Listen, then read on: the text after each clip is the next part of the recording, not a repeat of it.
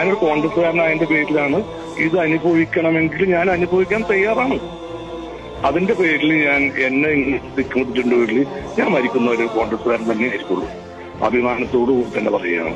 അതിന്റെ പേരിൽ ഇത് കിട്ടാൻ വേണ്ടിയിട്ട് എന്തെങ്കിലും നേട്ടങ്ങൾക്ക് വേണ്ടിയിട്ടൊക്കെ ഞാൻ പാർട്ടി മാറാനും എന്റെ ആശയങ്ങൾ മാറാനും ഞാൻ ആഗ്രഹിക്കുന്നുണ്ട്.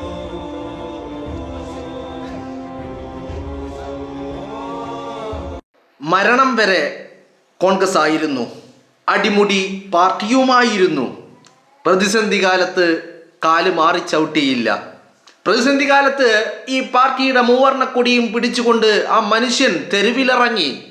ആ മനുഷ്യൻ ഈ പാർട്ടിക്ക് വേണ്ടി 2026 നിയമസഭാ തെരഞ്ഞെടുപ്പിൽ പോലും അവശതകൾ മറന്നുകൊണ്ട് പാർട്ടിക്ക് വേണ്ടി അയാൾ സജീവമായി പ്രചരണ രംഗത്തുണ്ടായി. ആ മനുഷ്യന് ശാരീരിക അസ്വസ്ഥതകൾ ഒരുപാടുണ്ടായിരുന്നു.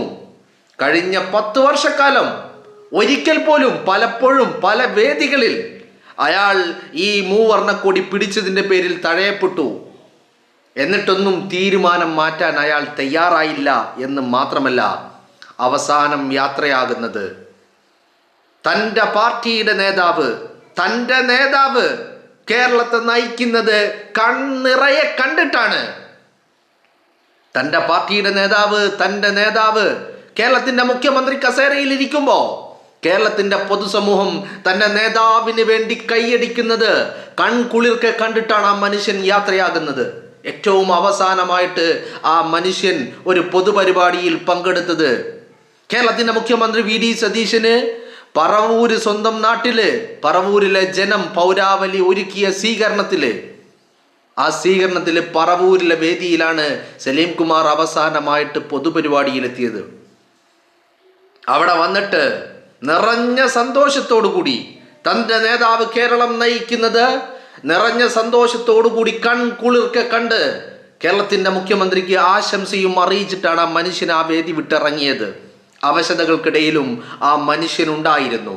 ഈ പാർട്ടി തളർന്നു വീണപ്പോ കൂടാരം വിട്ടിറങ്ങിപ്പോയവരുടെ കൂട്ടത്തിലല്ല, മറിച്ച് പാർട്ടി തളർന്നു വീണപ്പോ പാർട്ടിക്കൊപ്പം നിന്ന് ഈ മൂവർണ്ണക്കൊടിയേന്തി തെരുവിലിറങ്ങി പാർട്ടിയെ ജീവനുറ്റതാക്കാൻ വേണ്ടിയുള്ള പ്രവർത്തനങ്ങൾക്ക് ആ മനുഷ്യൻ മുമ്പിലുണ്ടായിരുന്നു. പാർട്ടി എന്ന് പറഞ്ഞാൽ അയാൾ തന്നെ പറയാറുണ്ട്, അതൊരു ഭ്രാന്തായിരുന്നു അയാൾക്ക് എന്നായിരുന്നു അയാൾ പറഞ്ഞത്. ആ പാർട്ടിയെ അയാൾ അത്രമാത്രം സ്നേഹിച്ചിരുന്നു. ആ പാർട്ടിക്ക് വേണ്ടി അയാൾ പണിയെടുക്കാനും തയ്യാറായിരുന്നു.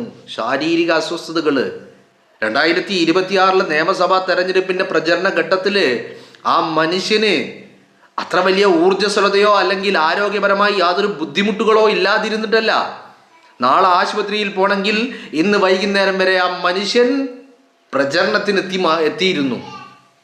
പാർട്ടിക്ക് വേണ്ടി പണിയെടുത്തിട്ട് അവസാനം പാർട്ടിയുടെ മുഖ്യമന്ത്രി, പാർട്ടിയുടെ നേതാവ് കേരളം ഭരിക്കുന്നത് കണ്ടിട്ട് സന്തോഷത്തോടു കൂടി ആ മനുഷ്യൻ യാത്രയായിരിക്കുന്നത്. ഇവിടെ ചില സോഷ്യൽ മീഡിയകളിൽ സലീം കുമാറിൻ്റെ വിയോഗ വാർത്തയുമായി ബന്ധപ്പെട്ട് നിരവധി വീഡിയോകൾ പല ഹാൻഡിലുകളിൽ ഓൺലൈൻ മാധ്യമങ്ങൾ, കേരളത്തിലെ മുഖ്യധാരാ മാധ്യമങ്ങളിൽ നിന്നൊക്കെ പുറത്തേക്ക് ഇങ്ങനെ വന്നുകൊണ്ടിരിക്കുകയാണ്. അതിന് താഴേക്ക് പോയി കഴിഞ്ഞാൽ കേരളത്തിലെ സഖാക്കൾ അവർ പുഴുവരിച്ച് ചീഞ്ഞു നാറുന്ന മനസ്സുമായിട്ട് നടക്കുന്ന കൃമികീടങ്ങളാണ് ഈ കേരളത്തിലെ സഖാക്കൾ എന്നുള്ളത് അടിവരയിടുന്ന തരത്തിലാണ് ഇവറ്റുകളുടെയൊക്കെ സംസാരം എന്ന് പറയുന്നത്. സലീം കുമാർ ഒരു കോൺഗ്രസ്സുകാരനായതുകൊണ്ട് അയാൾ മരണപ്പെട്ട് കഴിഞ്ഞിട്ടും ആ മനുഷ്യനെതിരെയുള്ള പുലഭ്യം സഖാക്കൾ നിർത്തുന്നില്ല.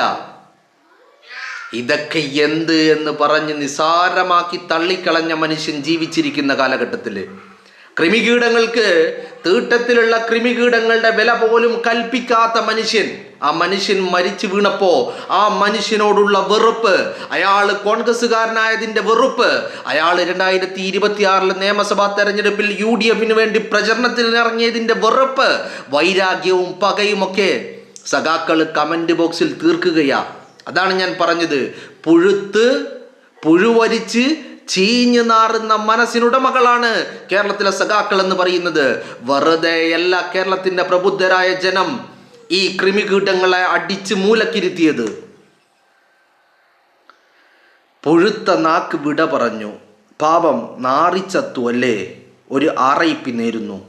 പരമനാറി, ഒരു കലാകാരൻ ഏതറ്റം വരെ തഴം താരുമെന്ന് കാണിച്ചവൻ. ടീം UDF അധികാരത്തിൽ വന്നാൽ മാറേണ്ടത് മാറും എന്ന് പറഞ്ഞിരുന്നു. ഇത്ര പെട്ടെന്ന് കരുതിയില്ല. പ്രാധാന്യമില്ലാത്ത വാർത്ത കൊടുത്ത് കൈരളി തരം താഴരുത്. എന്താ പറയുന്നത്? പ്രാധാന്യമില്ലാത്ത വാർത്ത കൊടുത്ത് കൈരളി തരം താഴരുത്. ആ കൈരളിയിലെ വാർത്തകൾ മാത്രമല്ല, അവിടെ വാർത്ത വായിക്കാൻ ഉപയോഗിക്കുന്ന ഐറ്റങ്ങളും തീട്ടം കഴിവാൻ മാത്രം, അതിന് മാത്രമേ ഐറ്റങ്ങൾക്കുള്ള നിലവാരമുള്ളൂ. പിന്നെ ഈ കൃമികീടങ്ങൾക്ക് പറയണ്ടല്ലോ, ഇവറ്റകളുടെ നിലവാരം എന്താ? പിണറായി വിജയന്റെ തീട്ടം നക്കുന്ന കൃമികീടങ്ങൾ. ഇവറ്റകൾ പറയാ ഇനി തരം താഴരുത്. ഇനി എങ്ങോട്ട് തരം താഴാൻ? തീട്ടം നിന്ന കൃമികീടങ്ങൾക്ക് ഇനി എന്ത് തരം താഴൽ? നിങ്ങളൊന്ന് ആലോചിച്ച് നോക്ക്. ചില കമൻറ്റുകളൊക്കെ ഒരു മനുഷ്യൻ ഇങ്ങനെയൊക്കെ പറയാൻ കഴിയുമോ എന്ന് നമ്മൾ ചിന്തിച്ചു പോകും. എന്താ ഇവർക്ക് സലീം കുമാറിനോട് ഇത്ര വലിയ പക? അതാണ് ഞാൻ നിങ്ങളെ ആദ്യം കേൾപ്പിച്ച ആ ഒരു ശബ്ദ സന്ദേശം എന്ന് പറയുന്നത്. IAFK വേദിയിൽ നിന്ന് സലീം കുമാറിനെ തഴഞ്ഞതിനെ പറ്റിയിട്ട് കഴിഞ്ഞ പിണറായി വിജയന്റെ ഭരണകാലത്ത് കൊച്ചിയിൽ നടന്ന IAFK വേദിയിൽ നിന്ന് സലീം കുമാറിനെ ഒഴിവാക്കി. ആ ഒഴിവാക്കിയതിനെ പറ്റിയിട്ട് മനോരമ ന്യൂസിൽ അന്ന് വിളിച്ച് ചോദിച്ചതാണ് സലീം കുമാറിനോട്. അന്ന് സലീം കുമാർ പറഞ്ഞത്, ഞാൻ കോൺഗ്രസ്സുകാരനായതിൻ്റെ പേരിലാണിതെങ്കിൽ തനിക്കതിൽ യാതൊരു ദുഃഖവുമില്ല, ആ കോൺഗ്രസ്സുകാരനായിട്ട് തന്നെ തുടരാൻ താൻ ആഗ്രഹിക്കുകയാണ് എന്നാണ് അദ്ദേഹം പറഞ്ഞത്. അപ്പോൾ ഞാനിപ്പോൾ വായിച്ചതൊക്കെ ഒരുപാടുണ്ട് കേട്ടോ, ഒരുപാടുണ്ട്. വായിക്കാൻ പോലും അറപ്പാകുന്നു. കാരണം അതാണ് ഞാൻ പറഞ്ഞത്, ഈ കൃമികീടങ്ങളുടെ മനസ്സെന്ന് പറയുന്നത് പുഴുത്ത് പുഴുവരിച്ച് ചീഞ്ഞ് നാറുന്ന മനസ്സാണ്, ചീഞ്ചലം വമിക്കുന്ന മനസ്സാണ്. അത്തരം കമൻറ്റുകൾ വായിക്കുക എന്ന് പറഞ്ഞാൽ തന്നെ വലിയ വേദനയാ മനസ്സിന്. നിങ്ങളുടെ എന്നെ കേൾക്കുന്ന എൻ്റെ പ്രേക്ഷകർ, സംസാരിക്കുന്ന എനിക്ക് പോലും ആ മനുഷ്യൻ്റെ വിയോഗ വാർത്ത കേട്ടതിൽ പിന്നെ ഒരു തരം ഒരു അസ്വസ്ഥതയാണ്. ആ മനുഷ്യനെ നേരിട്ട് കണ്ടിട്ടില്ല. ആ മനുഷ്യനോട് ഒരുപാട് വിഷയങ്ങളിൽ വിയോജിപ്പുള്ള വ്യക്തിയാണ് ഞാൻ. ആ മനുഷ്യനോട് ഒരുപാട് കാര്യങ്ങളിൽ വിയോജിപ്പുള്ള വ്യക്തിയാണ്. പക്ഷെ ആ മനുഷ്യനെ ഒരിക്കൽ പോലും കണ്ടിട്ടില്ല. ആ മനുഷ്യനെ ഒരിക്കലും ആ മനുഷ്യനുമായി ബന്ധപ്പെട്ടിട്ടില്ല. ആ മനുഷ്യൻ്റെ കയ്യിൽ നിന്ന് 1 രൂപയുടെ സഹായം പോലും ചോദിച്ചിട്ടുമില്ല, ലഭിച്ചിട്ടുമില്ല. അല്ല, അങ്ങനെ ഉണ്ടല്ലോ, ചിലപ്പോൾ നമ്മളൊക്കെ സംസാരിക്കുമ്പോൾ ചിലപ്പോൾ പറയും, എന്താ അവന് പണം വാങ്ങിയിട്ട് ചെയ്യുന്ന, അല്ലെങ്കിൽ അവനിക്ക് പലതും കിട്ടിയിട്ടുണ്ട് അതുകൊണ്ട് അവൻ ചെയ്യുന്നതാ. ഇങ്ങനെയൊന്നുമല്ല. എന്നിട്ടും ആ മനുഷ്യൻ്റെ വിയോഗ വാർത്തകൾ കേട്ടപ്പോൾ ഒരു നിമിഷം ചങ്കൊന്ന് പെടഞ്ഞു, മനസ്സ് വല്ലാതെ അസ്വസ്ഥമായി. അപ്പോൾ ഒരു മനുഷ്യൻ്റെ വിയോഗ വാർത്തയിൽ ആനന്ദം കൊള്ളുന്ന, സന്തോഷിക്കുന്ന, അതിൽ സന്തോഷിക്കുക മാത്രമല്ല ആ സന്തോഷം തെറി വിളിച്ച് പ്രകടിപ്പിക്കുന്ന കൃമികീടങ്ങൾ. എന്നിട്ട് പറയാണ്, ഇത്തരം വാർത്തകൾ കൊടുത്ത് കൈരളി സ്വയം തരം താഴരുത്. എന്താ കൈരളിയുടെ ഒക്കെ വില? എന്താ ഈ മൈരളിയുടെ വില? എന്താ ഈ കൃമികീടങ്ങളുടെ വില? എന്താ ഇവറ്റകളുടെ നിലവാരം? കക്കൂസ് പേപ്പറിനേക്കാളും അധപ്പതിച്ച ഒരു വിഭാഗം തീട്ടം തീനികളായിട്ടുള്ള മനുഷ്യവിസർജ്യം അറപ്പില്ലാതെ ആർത്തിയോടുകൂടി തിന്നുന്ന, വാരി തിന്നുന്ന ഈ കൃമികീടങ്ങൾക്ക് എന്ത് നിലവാരമാണ് സമൂഹത്തിനുള്ളത്? വൃത്തികെട്ട കൃമികീടങ്ങൾ എന്നല്ലാതെ ഈ കൃമികീടങ്ങളെക്കുറിച്ച് നമ്മൾ എന്ത് പറയാനാ? പക്ഷെ ഞാനിങ്ങനെ ആലോചിക്കുക, ഒരു മനുഷ്യന് ഇത്രയൊക്കെ അധപ്പതിക്കാൻ പറ്റുമോ? ആവുമടോ ഈ കൃമികീടങ്ങൾക്ക് സാധിക്കും. പിണറായി വിജയന്റെ കൃമികീടങ്ങൾക്ക് ഇതല്ല, ഇതിനപ്പുറവും സാധിക്കുമെന്നുള്ളതാണ്. ഇതിനപ്പുറവും സാധിക്കും. അതാണ് പിണറായി വിജയന്റെ കൃമികീടങ്ങൾ എന്ന് പറയുന്നത്. മനസ്സിലായില്ലേ? വല്ലാത്തൊരവസ്ഥയാണ് സഖാക്കളുടെ അവസ്ഥ എന്ന് പറയാൻ. ഒരു രാഷ്ട്രീയപരമായ പല വ്യത്യാസങ്ങളും പലർക്കും ഉണ്ടാകും അല്ലേ? ഇപ്പം MA ബേബി പറയുന്നത് കേട്ടു, അയാൾ കോൺഗ്രസ്സുകാരനാണ്, പക്ഷേ ഞാനുമായിട്ട് നല്ല ബന്ധമാണ്.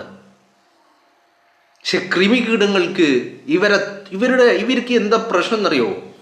2026 നിയമസഭാ തെരഞ്ഞെടുപ്പിലേറ്റ തോൽവി ഈ കൃമികീടങ്ങളുടെ മാനസിക നില തെറ്റിച്ചിരിക്കുകയാണ്. മനസ്സിലായില്ലേ? മാനസിക നില തെറ്റിച്ചിരിക്കുക. അത് തോൽവി മാത്രം കാരണമല്ല, അതിന് കാരണം മറ്റൊന്നു കൂടിയുണ്ട്. കാരണം കഴിഞ്ഞ 10 വർഷക്കാലം വിശപ്പടക്കിയത് പിണറായി വിജയൻ്റെ തീട്ടം തിന്നിട്ടാ. ഇപ്പോൾ ആ തീട്ടം കിട്ടുന്നില്ല. അതാണ് പ്രശ്നം. ക്ലിഫ് ഹൗസിൽ അതിനുള്ള സംവിധാനം ഉണ്ടായിരുന്നു. ഇപ്പം താമസിക്കുന്നിടത്ത് വാടക വീട്ടിൽ അതിനുള്ള സംവിധാനങ്ങളില്ല. അതുകൊണ്ട് വല്ലാത്ത മാനസിക വിഭ്രാന്തിയിലാണ്. നിങ്ങളൊന്ന് ആലോചിച്ച് നോക്കണം. ഒരു മനുഷ്യൻ്റെ മരണത്തിൽ ഇത്രമാത്രം സന്തോഷിക്കുകയും അത് തെറി വിളിച്ച് പ്രകടിപ്പിക്കുകയും ചെയ്യുന്ന ഒരു വിഭാഗം ഇവറ്റകളല്ലാത്ത ഒന്നും ഉണ്ടാവില്ല. അത്രമാത്രം അധപ്പതിച്ച ഒരു വിഭാഗമായിട്ട് ഈ കൃമികീടങ്ങൾ മാറിയിരിക്കുന്നു എന്നുള്ളതാണ് വലിയ സങ്കടകരമായ അവസ്ഥയായിട്ടങ്ങളത്. മനസ്സിലായില്ലേ? ഈ ഭൂലോകത്തുള്ള ഒരു ജീവിക്കും അവറ്റകളുടെ കൂട്ടത്തിൽപ്പെടുന്ന ഏതെങ്കിലും ഒന്ന് ചത്തു കഴിയുമ്പോൾ ഇങ്ങനെ ഒരു മെൻറ്റാലിറ്റി ഉണ്ടാവില്ല. അതും മനുഷ്യർക്കുണ്ട്, അതും സഖാക്കൾക്കുണ്ട്. എല്ലാം സഖാക്കളാണ് അയ്യപ്പ, എല്ലാം സഖാക്കളാണ് അയ്യപ്പ. മനുഷ്യകുലത്തിന് തന്നെ നാണക്കേടാകുന്ന എന്തൊക്കെ പണിയുണ്ടോ ആ പണികൾ അത്രയും നടത്തുന്നതും ചെയ്യുന്നതും സഖാക്കളാണ് അയ്യപ്പ. അല്ലെങ്കിൽ ഒരു മനുഷ്യൻ എങ്ങനെ ഇത് സാധിക്കുന്നത്? ആ മനുഷ്യൻ ജീവിച്ചിരുന്ന കാലത്ത് ഈ കൃമികീടങ്ങൾക്ക് ഒരു വിലയും കൽപ്പിച്ചിരുന്നില്ല എന്നുള്ളതാണ് ഇവരെ സംബന്ധിച്ചിടത്തോളം അത്രമാത്രം അസ്വസ്ഥമാക്കുന്ന കാര്യം. ഇതൊക്കെ എന്ത് എന്നുള്ള തൻ്റെ തന്നെ സിനിമാ ഡയലോഗുകൾ ആ മനുഷ്യൻ പല സമയങ്ങളിൽ പല സന്ദർഭങ്ങളിൽ ഈ കൃമികീടങ്ങൾക്കെതിരെ കോട്ട് ചെയ്തിട്ടുണ്ട്. ഇതൊക്കെ എന്ത്? ഇതിലും വലുതൊക്കെ കണ്ടവനാണ് ഞാൻ എന്നുള്ള ആ മനുഷ്യൻ്റെ നിലപാട്.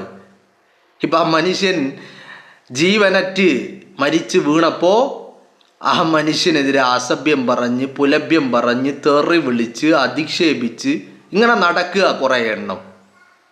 അപ്പോൾ ഇവറ്റകളുടെ മനസ്സിൽ ആ മനുഷ്യനോട് എത്രമാത്രം ദേഷ്യമുണ്ടായിരുന്നു, എത്രമാത്രം പകയുണ്ടായിരുന്നു. UDF വിജയത്തിൽ ആ മനുഷ്യനും ഒരു പങ്കുണ്ടായിരുന്നു എന്ന് ഈ കൃമികീടങ്ങൾ തന്നെ സമ്മതിക്കുകയാണ്. എന്താണെങ്കിലും നിങ്ങളൊന്ന് ആലോചിച്ച് നോക്ക്. ആ മനുഷ്യന് മരിക്കുന്നതിന് മുമ്പ് ആ മനുഷ്യൻ്റെ പ്രസ്ഥാനത്തെ നയിച്ചവൻ കേരളത്തെ നയിക്കുന്നത് കാണാനുള്ള ഭാഗ്യമുണ്ടായി. അത്രമാത്രം ഹാപ്പി ആയിട്ടാണ് ആ മനുഷ്യൻ പോകുന്നത്. വി സതീശന് പറവൂരിലെ പൗരാവലി നൽകിയ സ്വീകരണത്തിൽ ആ മനുഷ്യൻ്റെ വാക്കുകൾ അത്രമാത്രം ഹൃദയഭേദകമായിരുന്നു.